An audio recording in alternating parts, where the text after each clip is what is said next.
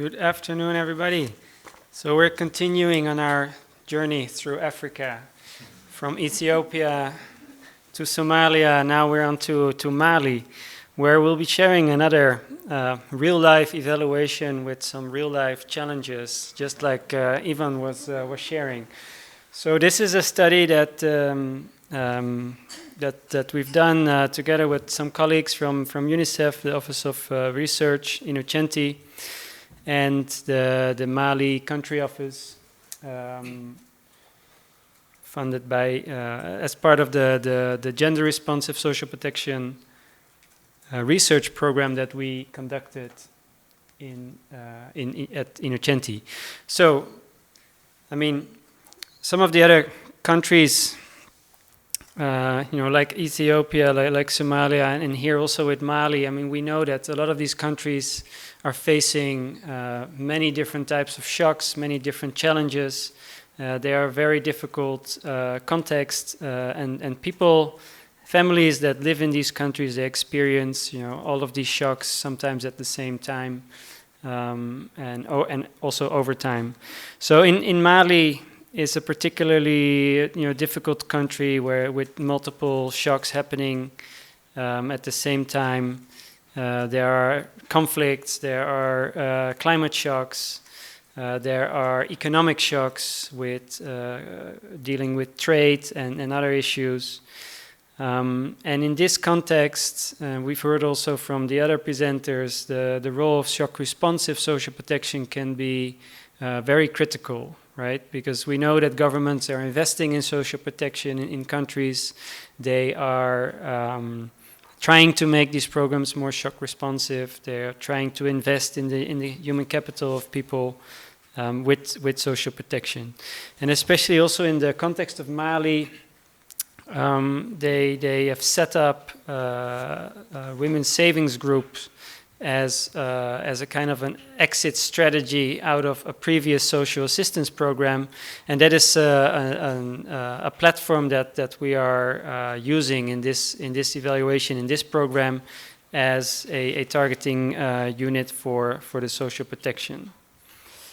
But we do not know a lot yet about the integration and the synergistic effects that savings group plus social protection can have, and that is something that this study is aiming to achieve.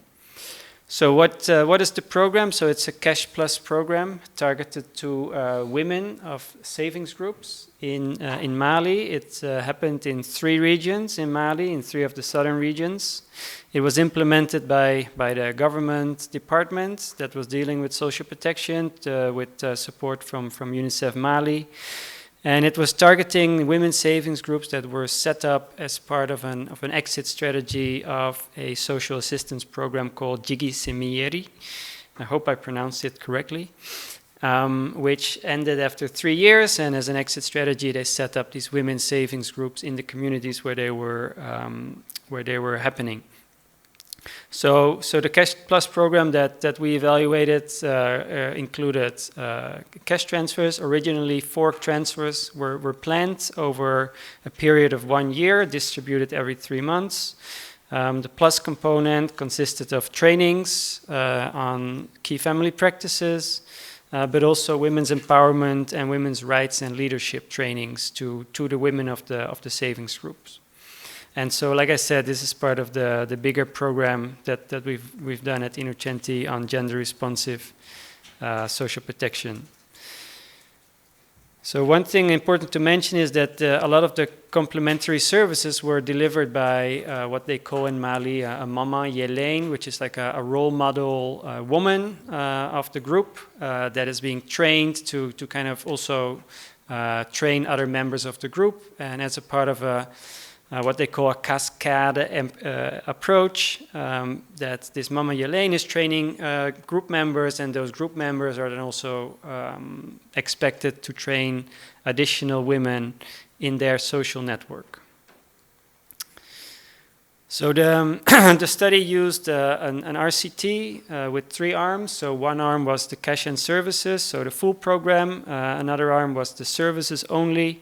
And we had a pure control group. So they were scattered around these 3 regions. You can see the map here.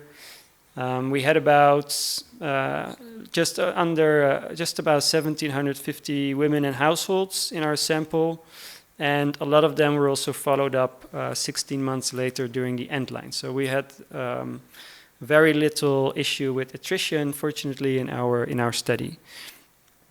So we use ANCOVA to estimate the effects, and but here you can see already the messiness of the implementation, which probably resonates also with Ivan, where when we started the baseline here in 2022 in June, we were expected the program to start very soon after that, but due to a lot of delays in implementation, the program only started 8 months later in March, and while the payments were actually expected to be distributed every 3 months, because they had this delay, they kind of cramped all of the payments into a period of 8 months during the lean season.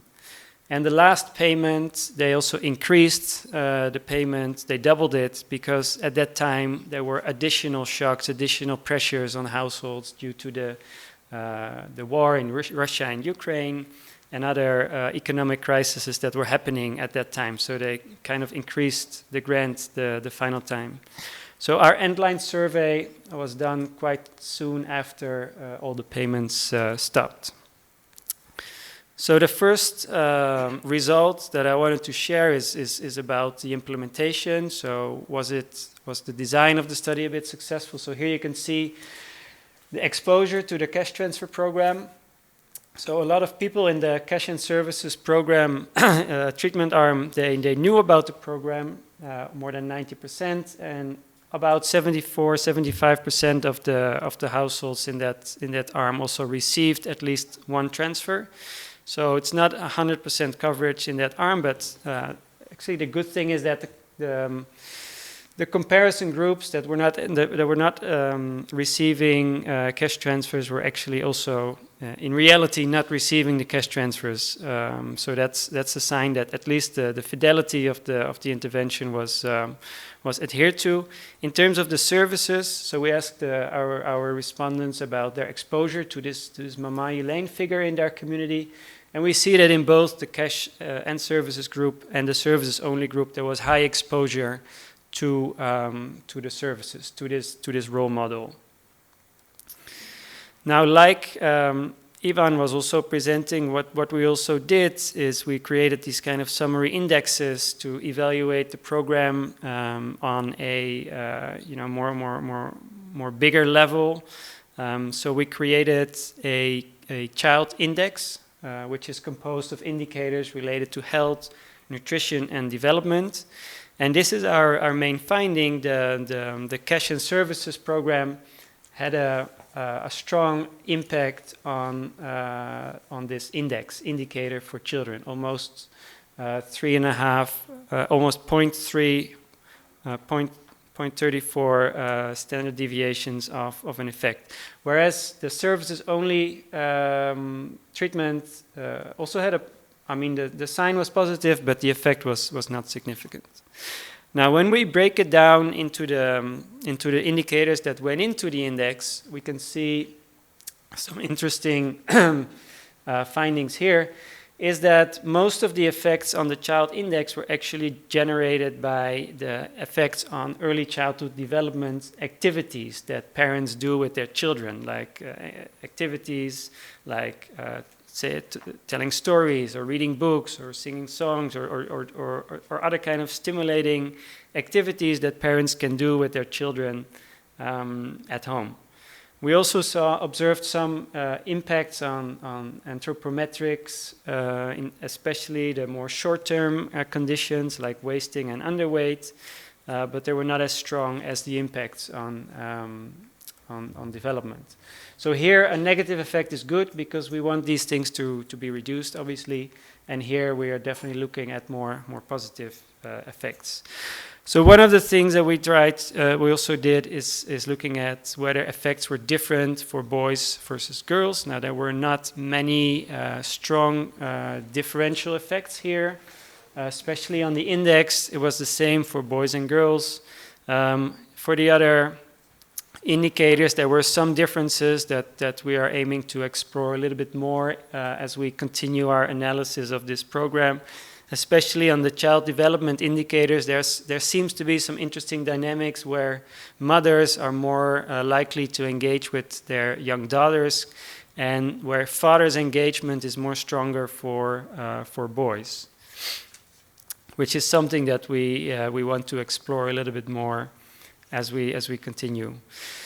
So we tried to look at 3 mechanisms that might explain these findings. So we looked at these 3 mechanisms: the knowledge pathway, decision-making power of women, and income and food security. And out of these mechanisms, we only found strong evidence for the first one, for the knowledge. We observed positive impacts on caregiver knowledge, on key family practices, in both of the groups, so both in the cash and services group and in the services only group, which kind of indicates that this was really generated by these complementary services that was improving knowledge in both groups, which may have led, to the, especially for the cash and services group, to these impacts on child development indicators. For decision-making power, we didn't see any strong evidence on decision-making power, except for the power to make decisions on how the cash transfer was spent. I mean, this cash was delivered directly to women, so it makes sense that they felt they had more decision-making power over the spending that grant. In terms of income and food security, we found no impacts, which was also a bit of a surprise to us, because as you saw in the timeline, the Endline survey was conducted a few weeks after households received quite a substantial chunk of money, like a double grant, but we found no impacts of the cash and services treatment on income and not on food security. But we argue that this is likely also to do with the timing of the Endline survey, which was happening right during the harvest season, so households were probably not struggling with their food security at this time. So my time is up, which is good because I'm arriving at my conclusion. So this study, we found strong effects of a cash and services treatment on children, particularly on early childhood development indicators. Whereas these impacts still we observed these impacts still in a very challenging economic context. And we argue that there is a clear role of these integrated social protection programs in these type of context. There are implementation issues. It's difficult to implement these programs in countries that are prone to shocks. But we do show that there is a benefit of these programs, especially for children, especially during a very critical window of development for children. Thank you for your attention. Thank you.